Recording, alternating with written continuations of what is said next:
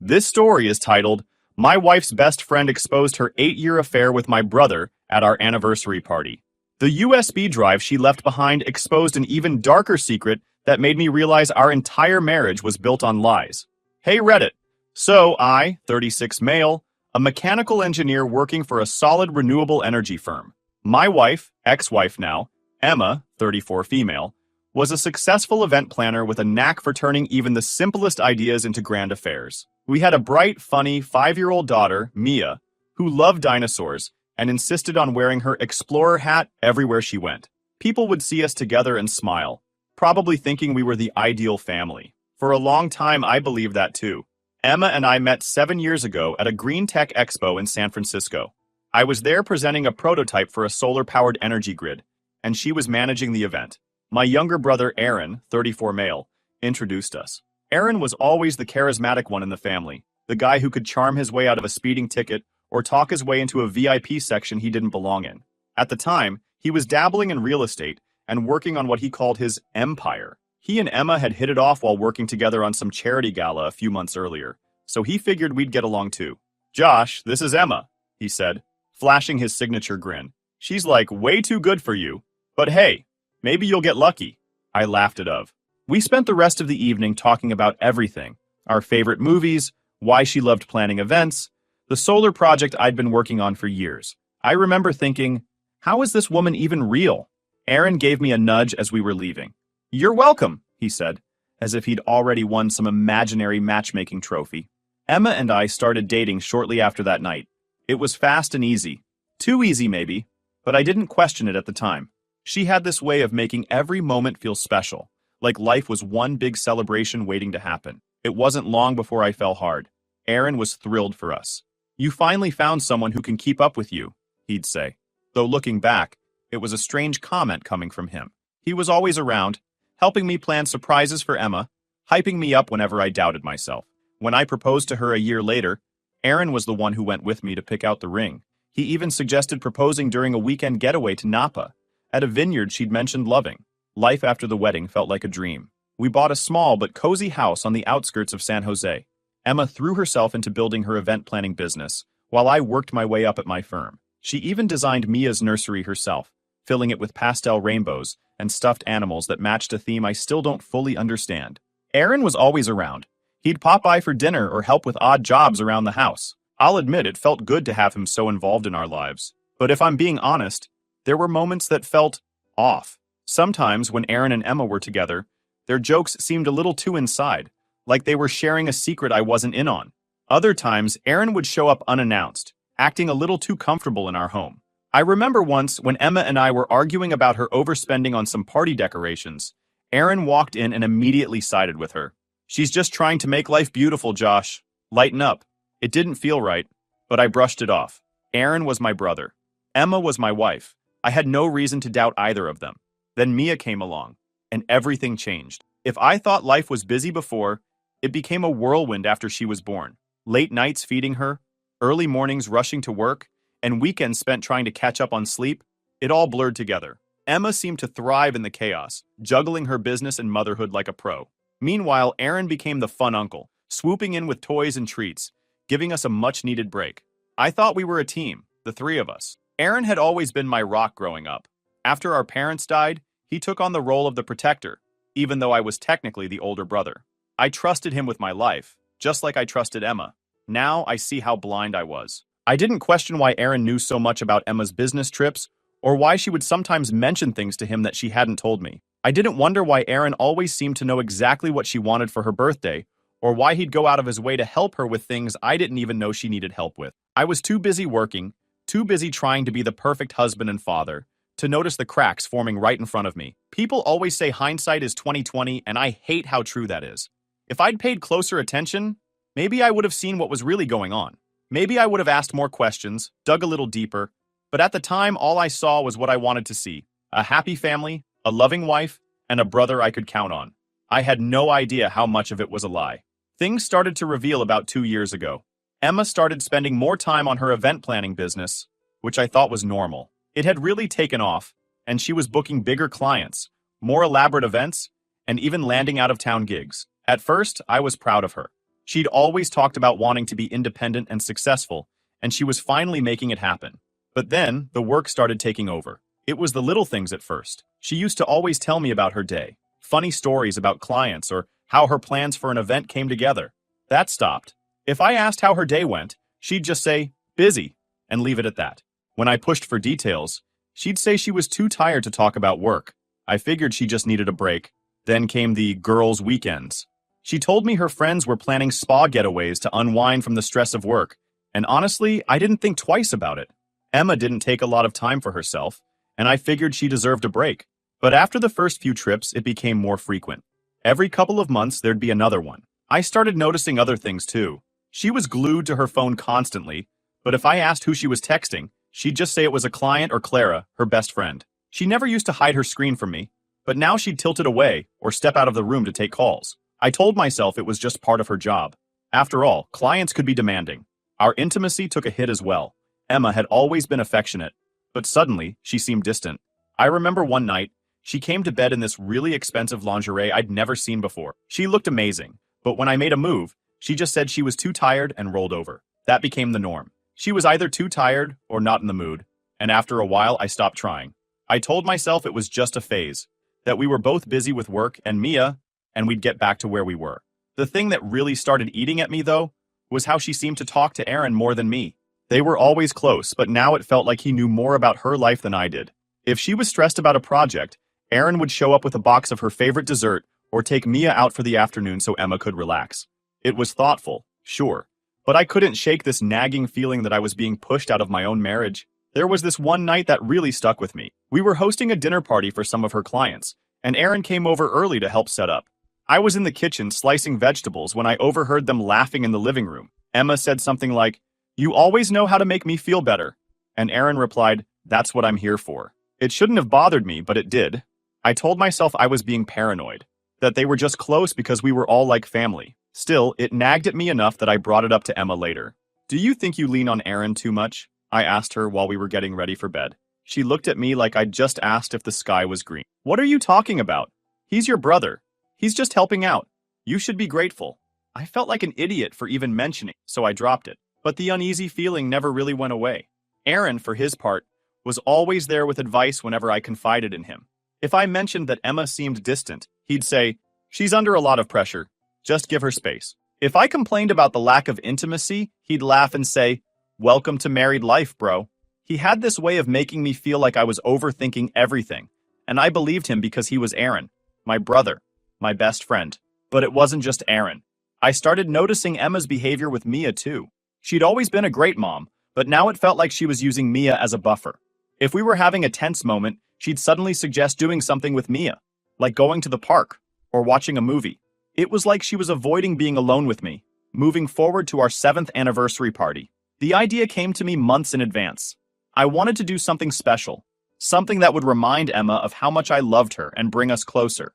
Things had been weird between us lately, but I kept telling myself it was just a phase. A celebration might be exactly what we needed to shake off the tension. I decided to recreate one of our best memories, a weekend we'd spent at a vineyard in Sonoma back when we first started dating. It was one of those rare times we both let loose, laughing, drinking, and pretending we didn't have a care in the world. Emma loved it so much she talked about going back for years, so I figured it'd be perfect.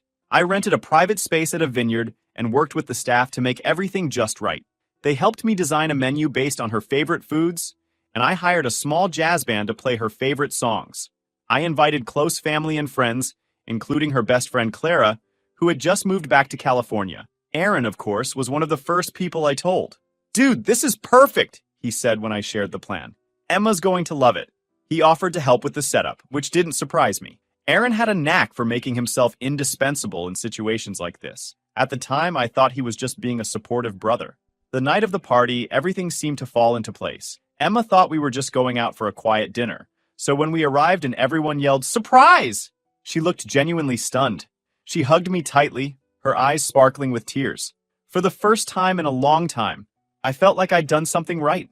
The vineyard was beautiful, with twinkling string lights draped across the patio and candles flickering on every table. The jazz band was playing softly in the background, and the air smelled like lavender and fresh grapes. Emma kept saying how perfect everything was, how she couldn't believe I'd gone through all this trouble. For a little while, I actually believed we were happy. Dinner started off great.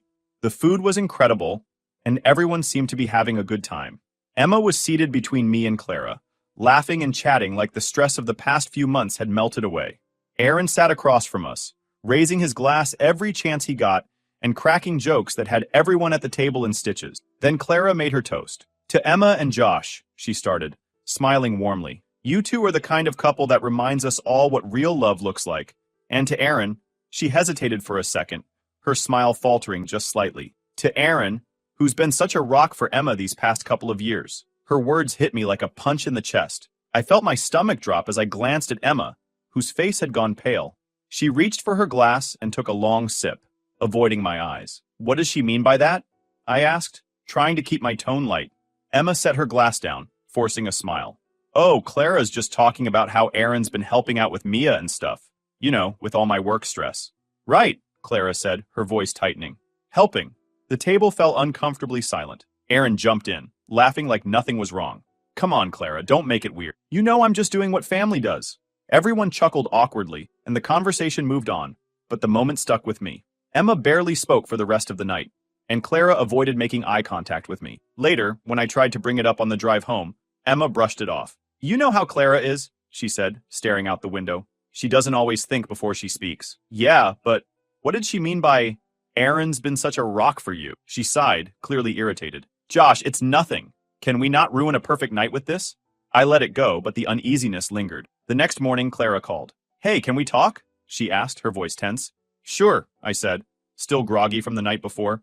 "I shouldn't have said what I did at the party," she blurted out. "It wasn't my place, but, Josh, there's something you need to know." My stomach tightened. "What are you talking about?" Clara hesitated, and for a moment I thought she might hang up. But then she said, "Can I come over? It's better if I show you." When she arrived, she looked nervous, clutching her purse like it was a lifeline. She handed me a small flash drive without saying a word. "What's this?" I asked. "Just look at it.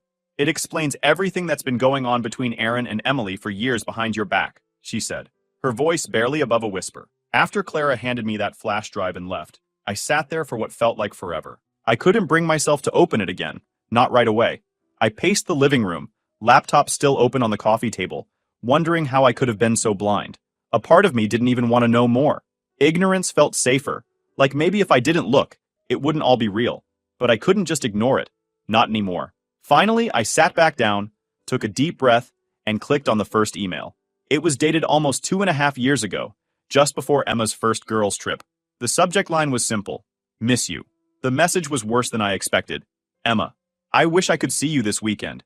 This is getting harder to hide. Aaron." "I know, Em, but it's worth it. You know that, right? Josh doesn't have to know." I clenched my fists, my heart pounding in my chest. I told myself to keep going, to rip off the bandage, no matter how much it hurt. The emails unfolded like some nightmare I couldn't wake up from. There were messages about how they'd meet up when I was at work, how Emma would use her business trips as an excuse to spend weekends with Aaron. They planned everything, down to the smallest detail. Cover stories, fake schedules, even how to handle questions from Clara or me if anything seemed suspicious. I didn't know whether to scream, throw my laptop across the room, or just sit there and take it. But then, I clicked on another folder labeled Photos. I almost didn't open it, but curiosity, or maybe masochism, got me. The first few photos were harmless enough. Aaron and Emma at what looked like a beach house, laughing over drinks. But the longer I scrolled, the worse it got. Pictures of them in hotel robes. Emma lying on a bed in lingerie I'd never seen before. Selfies of them kissing. And then I saw something that made my stomach drop. There were pictures of Aaron and Emma together from over 7 years ago, long before we got married. Some were taken in college, back when Aaron was supposedly focused on building his real estate empire. One picture showed them at a park I recognized. It was the same park where Emma and I had our third date. My mind started racing. Had this been going on the whole time? Had she ever really loved me? Or was I just a placeholder while she carried on with Aaron? Then I found the Facebook messages. The earliest ones were from right around the time Aaron introduced me to Emma. They talked about how it was the perfect plan. Aaron convinced Emma I was the safe choice, the stable, responsible older brother with a steady career, someone who could give her the life she wanted. One message from Aaron stood out like a slap in the face. "Aaron, you'll have everything you need with Josh. He's predictable. I'm not, but I'll always be here for you." I slammed the laptop shut and stormed into the kitchen, needing to do something, Anything to stop the thoughts swirling in my head. I grabbed a glass of water, my hands trembling so badly I spilled half of it on the counter. I felt like my entire life had been a lie. My marriage, my relationship with Aaron, none of it was real. It was all some twisted game they'd been playing behind my back. But it wasn't just about me. What about Mia? What if she wasn't even mine? That thought hit me like a brick wall, and I nearly doubled over. I sat down at the kitchen table, my head in my hands, trying to figure out what to do next. Should I confront Emma? Aaron? Both of them? Or should I wait, gather more information, and make sure I had all the facts? As if on cue, my phone buzzed. It was a text from Emma. Running late. Don't wait up. Love you. The nerve of her. The audacity to send me that message while I sat here drowning in the truth of her lies. I wanted to call her right then and there, to scream at her and demand answers, but I stopped myself. If I lost my cool, she'd have time to spin some excuse, to try and manipulate the situation. Instead, I called Clara. She answered on the second ring, her voice cautious. Josh, why didn't you tell me sooner? I asked, my voice cracking. There was a long pause before she replied. I didn't know how. I didn't even know if I should. Emma's been my best friend since college, but I couldn't keep lying for her. Not after I saw the emails. Lying for her? I repeated, my jaw tightening. She told me about the affair almost a year ago, Clara admitted.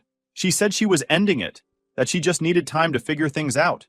But then I saw the flash drive on her desk one day, and I couldn't ignore it anymore. I didn't know what to say. Part of me wanted to thank Clara for finally coming clean, but another part of me was furious that she'd kept this from me for so long. What else do you know? I asked finally. Clara hesitated again. Josh, it's not just the affair. There's more. You should check into Aaron's business. I don't think it's as legit as he makes it out to be. I didn't even know how to process that.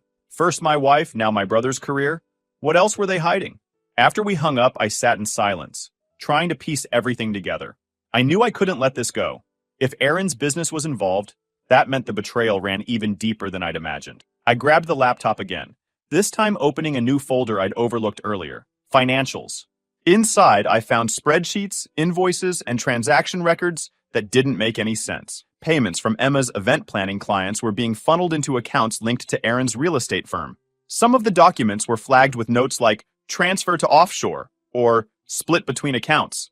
It didn't take a genius to figure out what was going on. They weren't just having an affair. They were laundering money. I leaned back in my chair, completely numb. The betrayal wasn't just personal anymore. This was criminal. I knew then that I couldn't handle this alone. I needed to confront them, but I also needed help. This was bigger than just me now. I decided to confront Emma first. Aaron wasn't around, and I figured if I caught her off guard, she might slip up. Besides, I needed to see her face when she tried to explain it all. I wanted to hear her say the words, to admit what she'd done. When she came home that evening, acting like everything was normal, I almost lost it right then and there. She dropped her bag by the door and gave me a quick smile. Hey, she said casually, like she hadn't been lying to my face for years. Emma, I said, trying to keep my voice steady, we need to talk. Her smile faltered. Okay, she said, walking into the living room. She sat on the couch, tucking her legs underneath her like she always did. What's up? I stayed standing, too angry to sit. I know about you and Aaron, I said, the words coming out harsher than I intended. Her face went pale, and for a moment, I thought she might actually deny it. But then she just looked down at her hands and whispered, How did you find out? That admission, those 4 simple words, felt like someone had just kicked me in the chest. No denial, no excuses. Just a quiet confirmation. I found the emails, the photos, everything, I said, my voice shaking. I didn't mean for it to happen, she said, her voice breaking. It just happened. Don't give me that, I snapped. This didn't just happen. You planned this. Both of you. I read the messages. You've been lying to me from the start. She started crying then, big heaving sobs that made me want to punch a wall. I never wanted to hurt you, Josh, she said. I swear I didn't. I love you. You love me? I laughed bitterly. You don't destroy someone you love, Emma. You don't sleep with their brother and make jokes about how clueless they are. She didn't say anything, just kept crying into her hands. And it's not just the affair, I continued. You and Aaron, what were you doing with the money? I saw the files. Were you using your business to launder money for him? Her head shot up then, her eyes wide. I didn't know, she said quickly. I didn't know what he was doing. I swear. Don't lie to me, I said, my voice rising. Not anymore. I have the evidence, Emma. You knew exactly what he was doing and you helped him cover it up. She shook her head, tears streaming down her face. Josh, please, I didn't mean for any of this to happen. I made a mistake. A horrible mistake. But I love you, and I love Mia. Can we try to fix this? Fix this? The words felt like a slap in the face. How could she even say that after everything she'd done? I don't even know who you are anymore, I said. The woman I married. The woman I thought I knew. She wouldn't have done this. Not to me. Not to her family. She didn't say anything after that. Just sat there crying while I walked out of the room. I couldn't look at her anymore. The next morning, I decided it was Aaron's turn. I didn't bother calling him first. I drove straight to his office, fueled by anger and adrenaline. When I walked in, his assistant greeted me with a bright smile. Hi, Josh. Here to see Aaron? I didn't even answer, just pushed past her and into his office. Aaron was sitting at his desk, scrolling through his phone. When he looked up and saw me, his face went blank for a moment. Then he leaned back in his chair, giving me that cocky grin he always used to get out of trouble. Josh, he said, spreading his arms like he was welcoming me to a family dinner. What's up? You know damn well what's up, I said, slamming the door behind me. He sighed, setting his phone down. Emma told you, huh? She didn't have to. I found the whole disgusting trail of lies you left behind. He didn't even flinch. Josh, I'm sorry. I never meant for you to find out this way. This way, I shouted. You're sorry I found out? That's what you're sorry about? Aaron stood up, holding his hands out like he was trying to calm me down.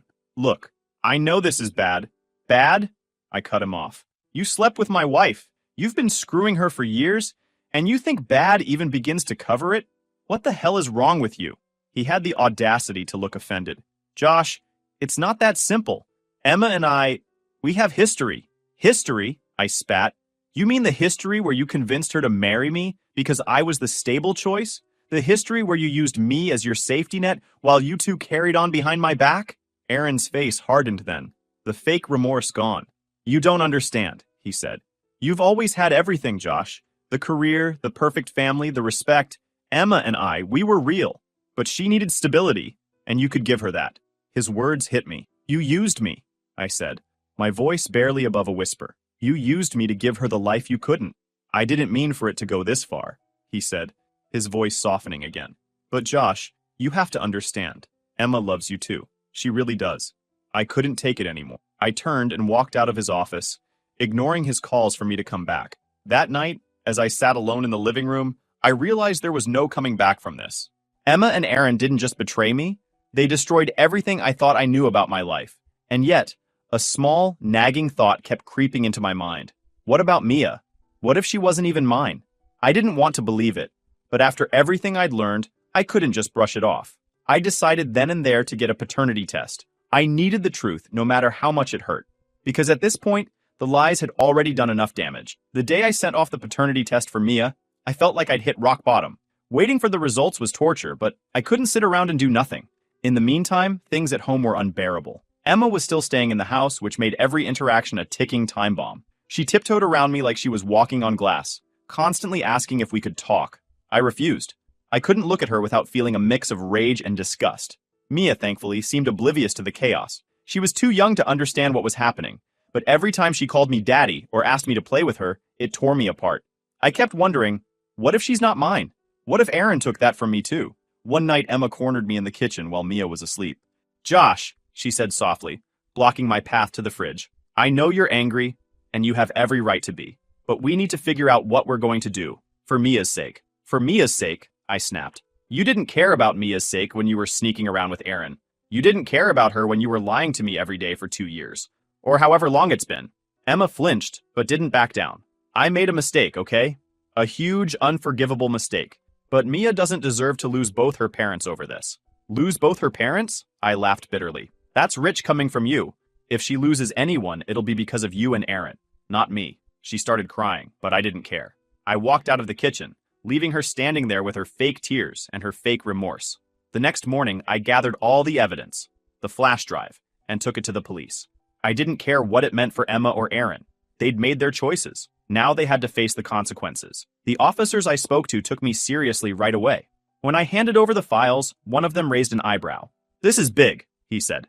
We're going to need more details. Over the next few hours, I explained everything. How I'd discovered the affair, the financial records. By the time I left the station, I felt drained, but oddly relieved. Later that day, the paternity test results arrived. My hands shook as I opened the envelope, my heart pounding so loudly I could barely hear myself think. The results were clear. Mia was mine. It was the first good news I'd had in what felt like forever. No matter what else Emma and Aaron had done, Mia was my daughter. That was one thing they couldn't take away from me. But the relief was short-lived. That evening, the police showed up at our house with a warrant. Emma was arrested on charges of money laundering and conspiracy. She sobbed as they led her away, begging me to believe she didn't know what Aaron was really doing. I didn't say a word. Aaron wasn't so lucky. He was arrested at his office later that week, along with 2 of his business partners. The divorce process was as grueling as you'd imagine. After Emma's arrest, I filed immediately. There was no point dragging it out. I knew there was no salvaging what was left of our marriage. Every meeting with my lawyer felt like reliving the nightmare all over again. We went through financial records, property disputes, custody arrangements, and more evidence of Emma's betrayal than I ever wanted to see. To her credit, or maybe out of guilt, Emma didn't fight me on most of it.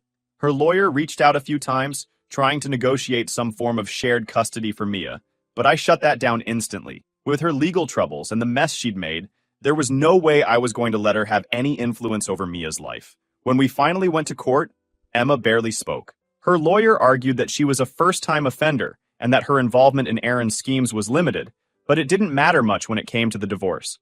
The judge granted me full custody of Mia, citing Emma's criminal charges as evidence that she wasn't fit to parent. As for the financials, Emma's lawyer tried to argue that she deserved a portion of my assets since her business was tied up in Aaron's mess. That was laughable, considering her business had been used to launder money. The judge sided with me, leaving Emma with nothing but her legal battles to deal with. Now it's been 6 months since my world turned upside down, and I still don't know how I've made it through. Emma's been out of the picture since her arrest. The last time I saw her was in court during one of the early hearings. She looked nothing like the woman I married. I didn't feel sorry for her. Not anymore. It was just emptiness. She didn't look at me the entire time, and I wasn't about to make it easier for her.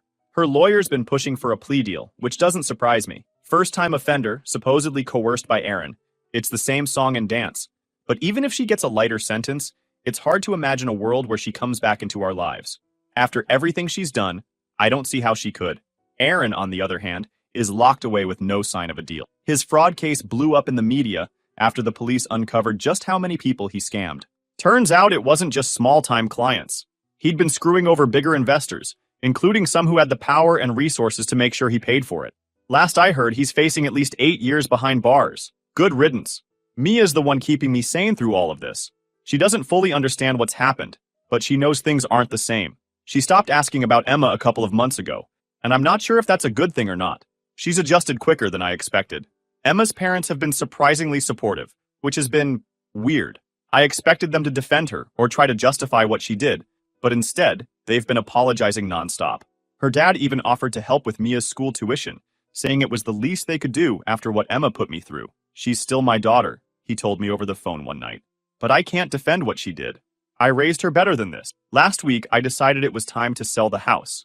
It's too big for just Mia and me, and honestly, I can't stand the memories tied to it anymore. As I write this, I'm sitting in the new house. There are boxes everywhere, and Mia is asleep upstairs in her new room. It's smaller than her old one, but she loves it because it has a little window seat where she can sit and read. For the first time in months, I feel hopeful. I'm not over what happened. I don't think I ever will be, but I'm learning to live with it, to move forward one step at a time.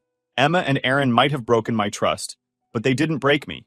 And as long as I have Mia, as long as I keep showing up for her, I know I'll be okay. Life isn't perfect, but it's mine. And for now, that's enough.